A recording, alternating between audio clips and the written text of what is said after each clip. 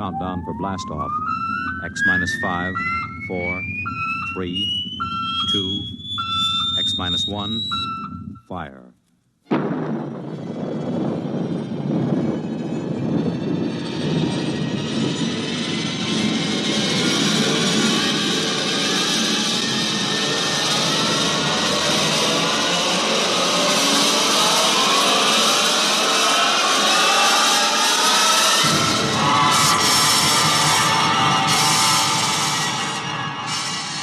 From the far horizons of the unknown come transcribed tales of new dimensions in time and space.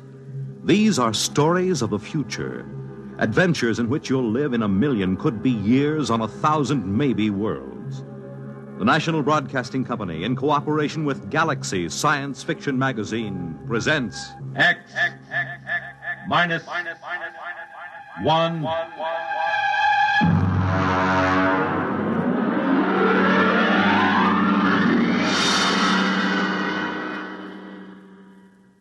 Tonight, Appointment in Tomorrow by Fritz Leiber.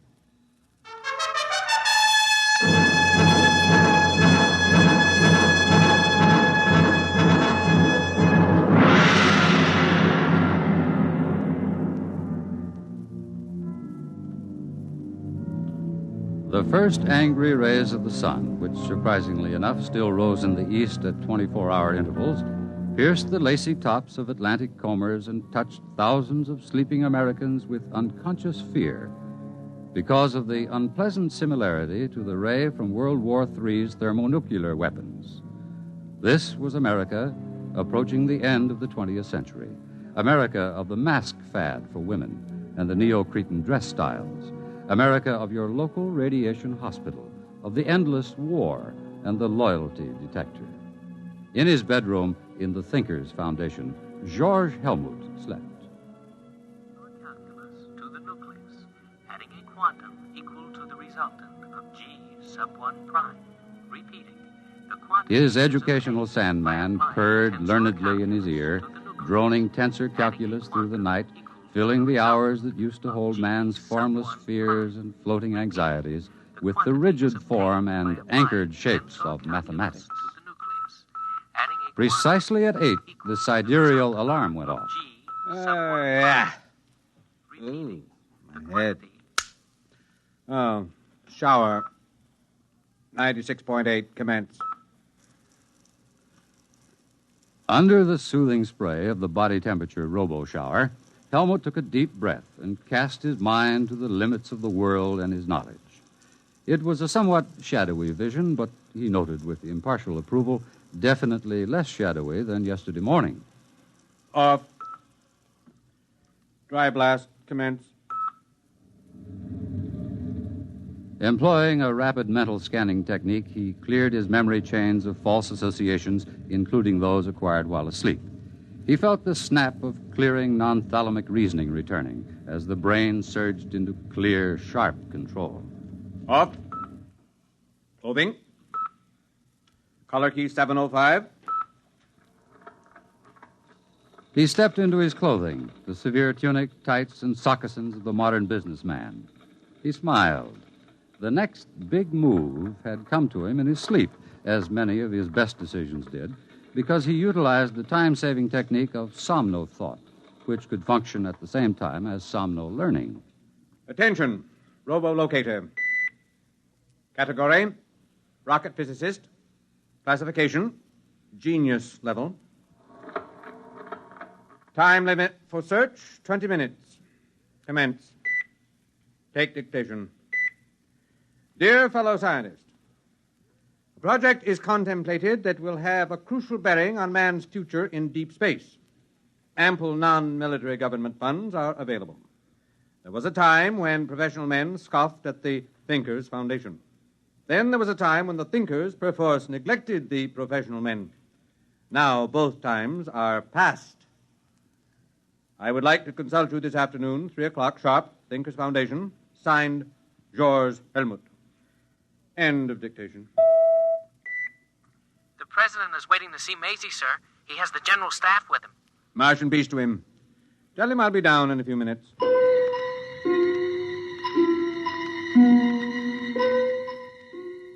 Huge as a primitive nuclear reactor, Maisie, the great electronic brain, loomed over the knot of hushed-voiced men.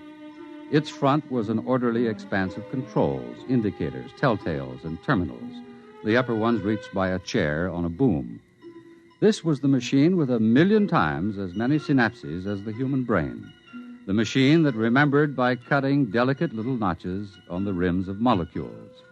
This was the machine that timid cyberneticists and stuffy professional scientists had said could not be built.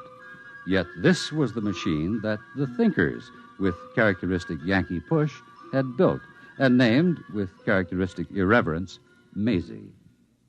Have you the questions for the day, Mr. President? Here, Mr. Helmut. I see. The question on the Pakistan crisis is a little touchy. I don't know. If there is enough data to answer it, Maisie will do so. Well, of course, I didn't mean to. Of If course. you will excuse me, gentlemen, I will code the questions for Maisie. Oh, Section 5, Question 4. Whom would that come from? Number 4, physics. Opperly and his research team. I see. Thank you, Mr. President. While I'm coding the tape, there will be time to watch the takeoff of the Mars rocket. Beautiful, beautiful. Oh, I've often wanted to go to New Mexico. As a matter of fact, I've always wanted to go right through to Mars. Mr. President. My chief of staff thinks the project should be under the Army instead of the Thinkers Foundation. Mr. President, this is the way Maisie designed the project. Oh, I know. That's what I told him. Still, I wish you people could bring back a few of those wise little devils from Mars. It would be a good thing for the party, the country. It's quite unthinkable. The telepathic abilities of the Martians make them extremely sensitive. The conflicts of ordinary Earth minds would impinge on them psychotically. Only the thinkers can contact them because of the clear training and errorless memory chains. Perhaps someday, in the future... there goes the rocket. Beautiful, beautiful. I am ready to submit the question tapes to Maisie. Stand back, gentlemen. Oh, well, sorry. And now... All right, gentlemen. Maisie is thinking.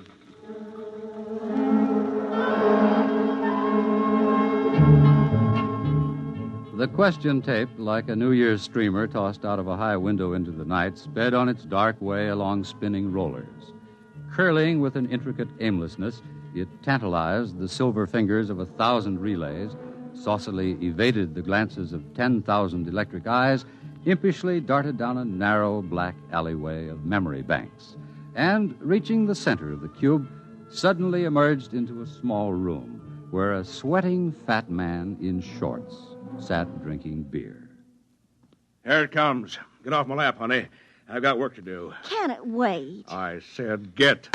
Oh, you didn't have to do that. When Maisie thinks, she thinks. Open up another beer. Look, I'm not a robo-barmaid. Honey, do what you're told, or I'll ship you out where they'll work some of the upholstery off that frame, slopping radioactive mud. You don't have to get nasty, Jan. Here's your beer. That's better. It makes you fat. I like to be fat. It makes our relationship more poignant. Pass me the questions and get over to your keyboard. You're a greasy pig. But such an attractive pig. Start taping.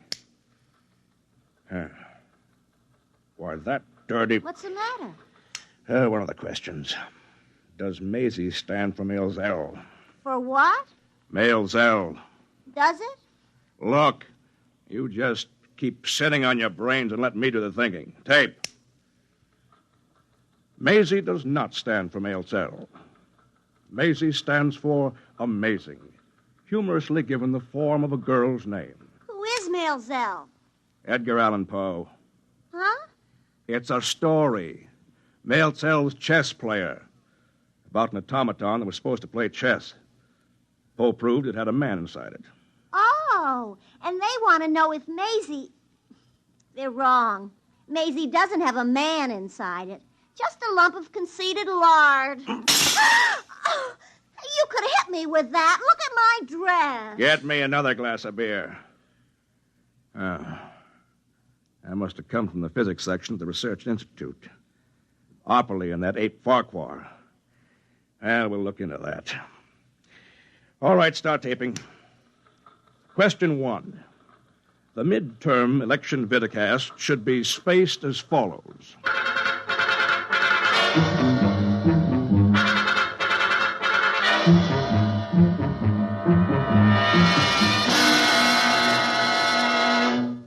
Morton Upperly's living room was quite behind the times. Instead of reading tapes, there were books. And instead of a 4x6 TV screen, there was a Picasso, still faintly radioactive from being smuggled out of the Manhattan crater. Two physicists faced each other across the table, old Mr. Upperly and young Mr. Farquhar. About that male Zell question, Willard. Why do you keep teasing the zoo animals? Because the thinkers are charlatans who must be exposed. We know their Maisie is no more than a tea leaf reading fake. We've traced their Mars rockets, and we know they go into orbit 500 miles above Earth and stay there until it's time to come down with the latest miraculous Martian mental science. But we've already exposed the thinkers very thoroughly. You know the good it did.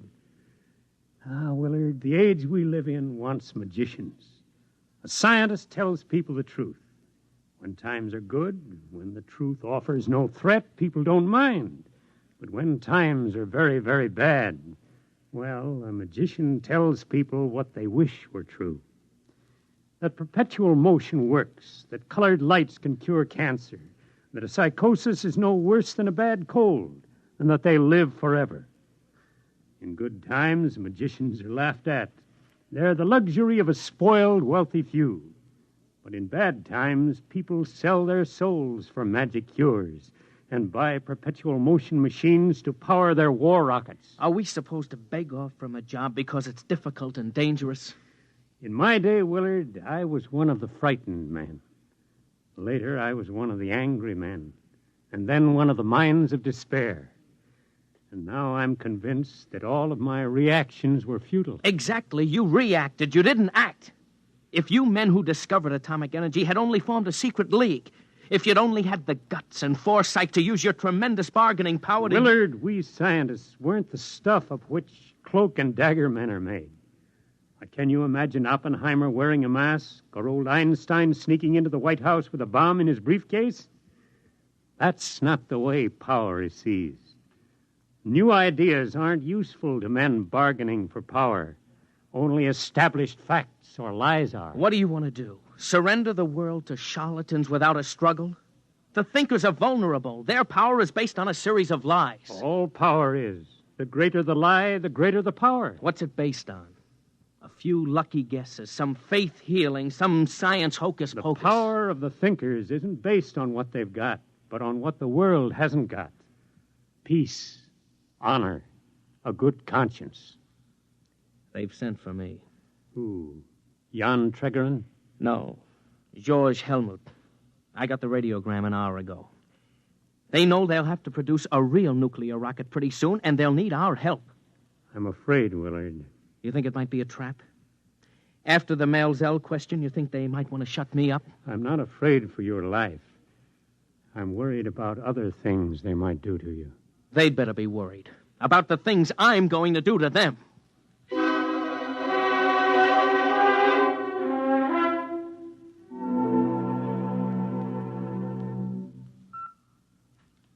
Martian peace to you, Willard Farquhar.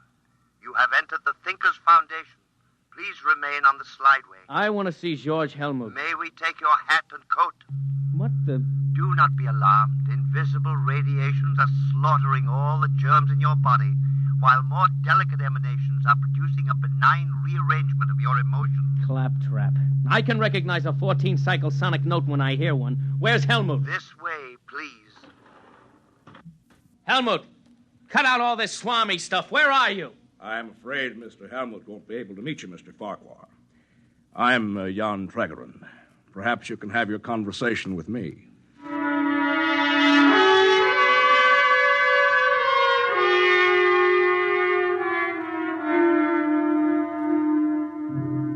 George Helmut waited in a conference room with 24 empty chairs.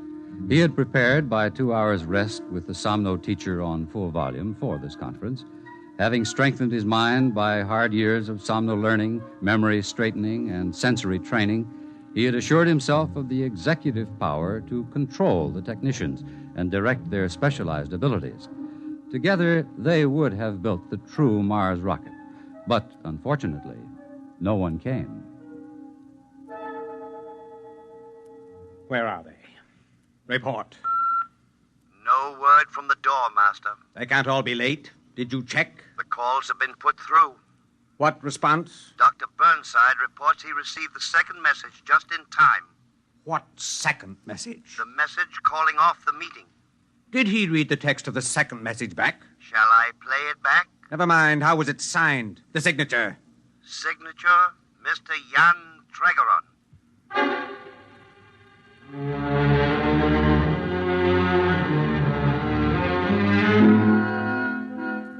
George Helmut dejectedly examined his organizational charts, and then tapping his stylo on the pad, he extended his mental aura, cleared his memory chains of error, accelerated his cerebral processes by the Haber-Gerson process he had practiced for so many years. Slowly, he could feel the tight, heart-squeezing disappointment ebb. He was in control again. Tregeron, he was the one to blame. Tregeron, who was so used to working by deception that he must be shown the light. Well, Willard, how was your adventure among the magicians? Well, they didn't hurt me. You're sure? And are you as determined as ever to smash and expose the thinkers? Of course. Only from now on, I won't embarrass you by asking any Male Zell questions. After this, I shall bore from within. Now, where have I heard that phrase before? Do I understand that you are becoming a thinker, Willard? Certainly. That's the only way to smash them. Out-trick all their trickeries. Organize a fifth column. Then strike. The end justifying the means, of course. Of course. I wonder if becoming a thinker doesn't simply mean that you've decided to use lies and tricks as your chief method. Well, you're working with Helmut? Not Helmut. Tregeron. I'm afraid that Helmut's career as a thinker is going to have quite a setback. Ah, well. Goodbye, Willard.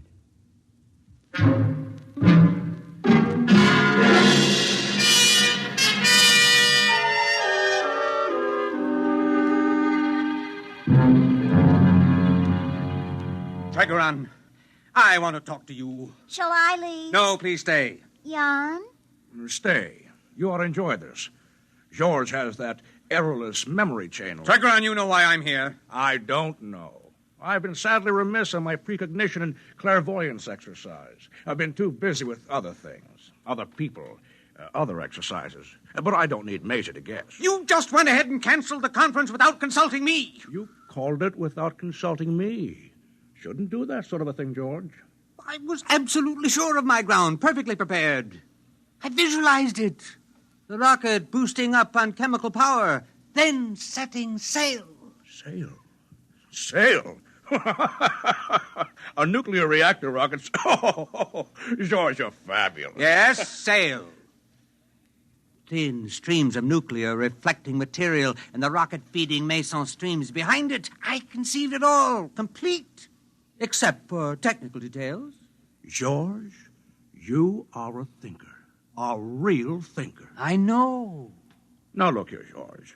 Every man should stick to his trade. Technology isn't ours. You know as well as I do that we're going to have a nuclear spaceship and actually go to Mars someday. Are we? Yes. Just as we're going to have to build an actual Maisie. I helped you organize the thinkers. At least I was your first partner.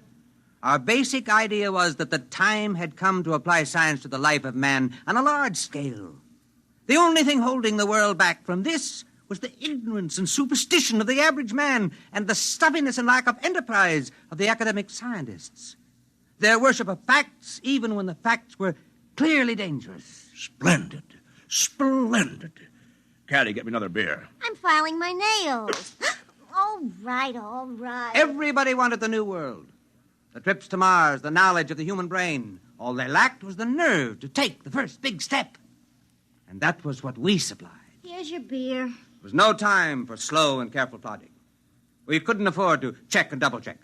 We couldn't wait for the grudging approval of the professionals. We had to use fake stunts, tricks, anything to get over the big point. Once that was done, mankind was headed down the new road. It was easy to just heal the breach with the professionals. to make good in actuality what had been made good in pretense. Very good. The beer. We built Maisie. We built the Mars rocket. We discovered the wisdom of the Martians. We sold the people and the science the professionals had been too high-toned to advertise or bring into the marketplace. But now that we'd succeeded, it's time to let accomplishment catch up with imagination, to implement fantasy with fact.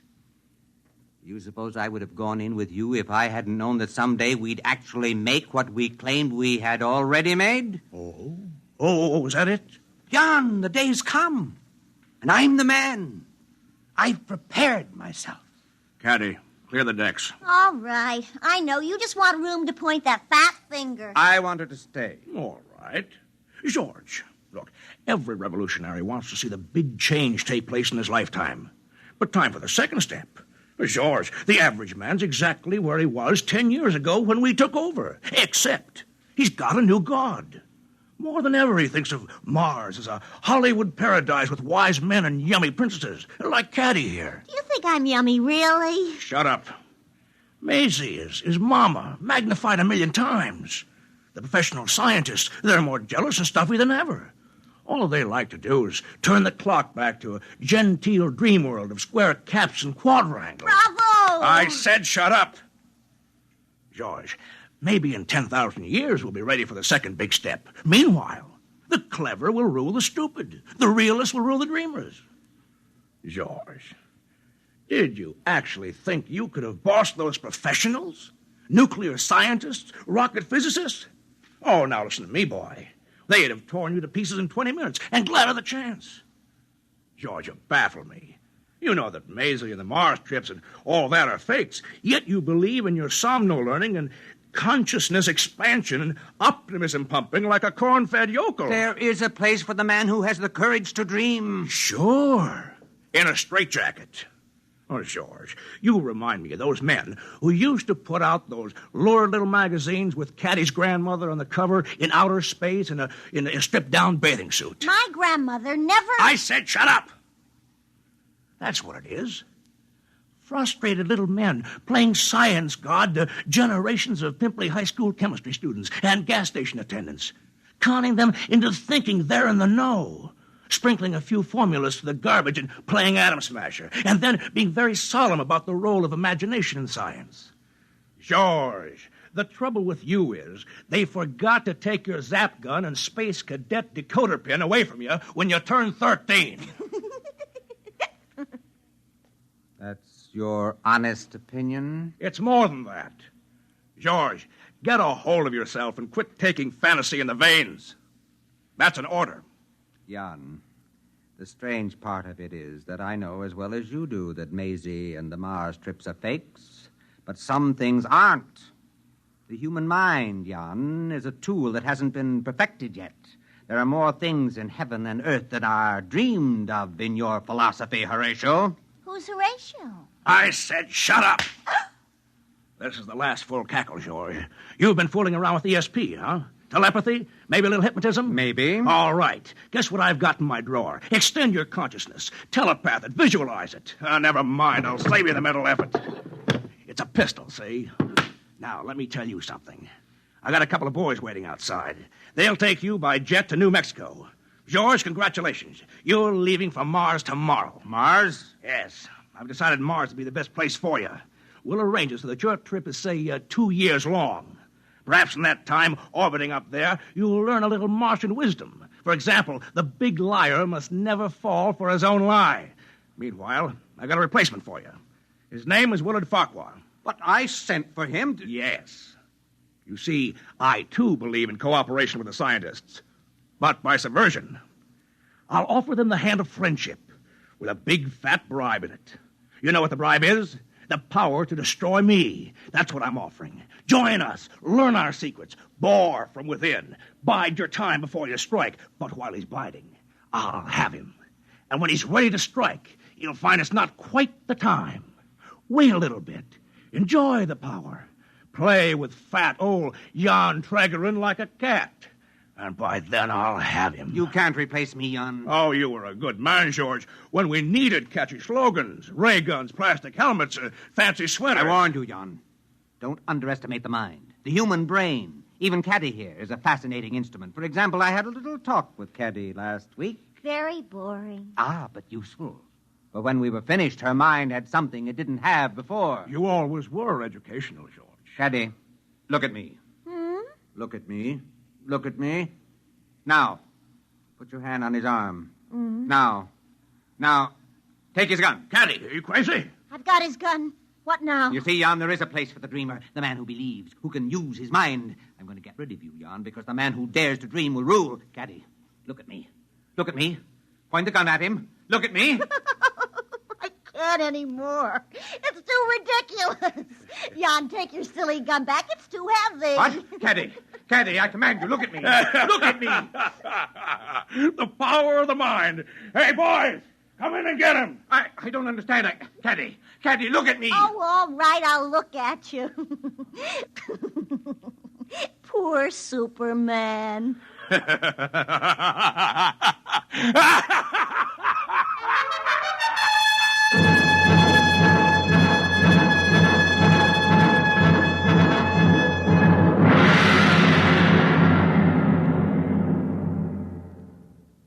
You have just heard X-1, presented by the National Broadcasting Company in cooperation with Galaxy Science Fiction Magazine, which this month features You Go by E.C. Tubb, which proves that for pure, chilling horror, nothing can beat cold, hard facts.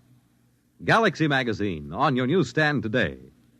Tonight, by transcription, X-1 has brought you Appointment in Tomorrow, a story from the pages of Galaxy written by Fritz Leiber and adapted for radio by Ernest Kenoy. Featured in the cast were Ted Osborne, Dean Almquist, Pat Hosley, Bob Hastings, Arthur Hughes, and Charles Penman. Your narrator was Floyd Mack. This is Fred Collins. X-1 was directed by Daniel Sutter and is an NBC Radio Network production.